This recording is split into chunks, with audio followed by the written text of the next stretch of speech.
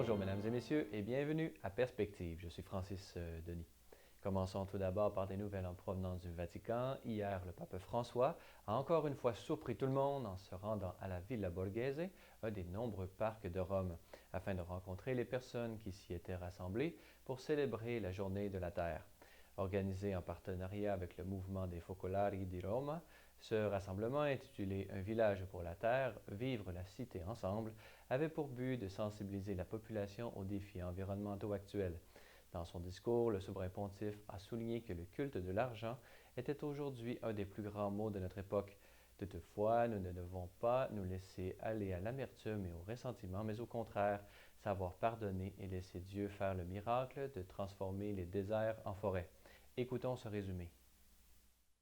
Tant de déserts dans les villes, tant de déserts dans la vie des personnes qui n'ont pas d'avenir. Car il y a toujours le mot, et je souligne un mot dit ici, il y a toujours les préjugés ou les peurs.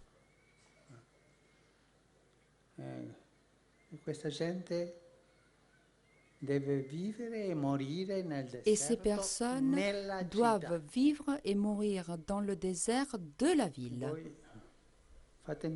Vous faites le miracle avec votre travail de changer le désert en forêt. Continuez comme ça.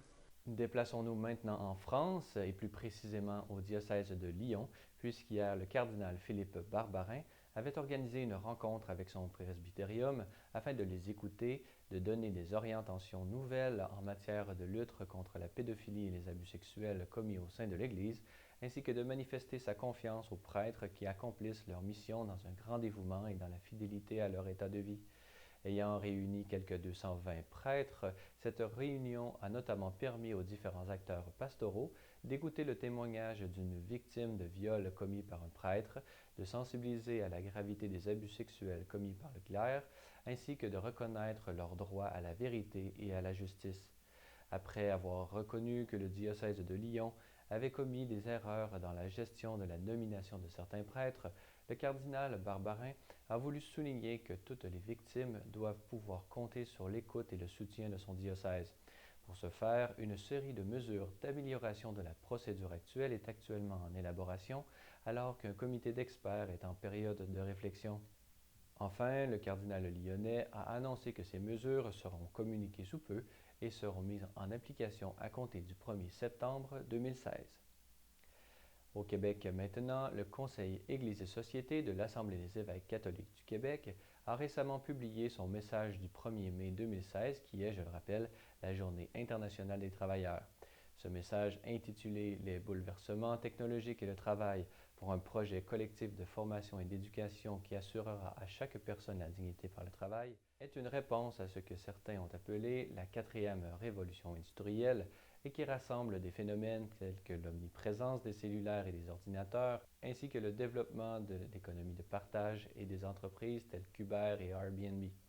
En ce sens, les évêques du Québec s'inquiètent de l'impact négatif que pourraient avoir ces nouvelles technologies, manifestant quelques-uns de ces impacts sur le bien-être collectif, sur l'emploi, sur la distribution des revenus ainsi que sur la cohésion sociale. La ECQ invite à une réflexion poussée sur les mesures efficaces pour contrer ces mêmes effets négatifs. Toujours selon les évêques du Québec qui n'entendent pas inscrire leur démarche à contre-courant, il est possible de mettre en place certaines solutions déjà connues comme l'éducation et la formation professionnelle, mettre sur pied des politiques de facilité à l'embauche et au premier emploi, ou simplement en favorisant l'émergence de solutions locales et de structures décisionnelles de proximité.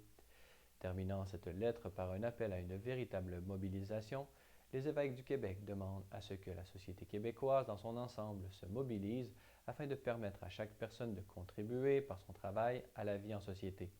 Vous trouverez le texte de ce message ainsi qu'une foule de ressources sur le site internet de l'Assemblée des évêques catholiques du Québec. Voilà, c'est tout pour aujourd'hui. Si vous avez des questions ou commentaires, vous pouvez m'écrire à l'adresse qui apparaît à l'écran. Merci d'avoir été des nôtres. À la prochaine.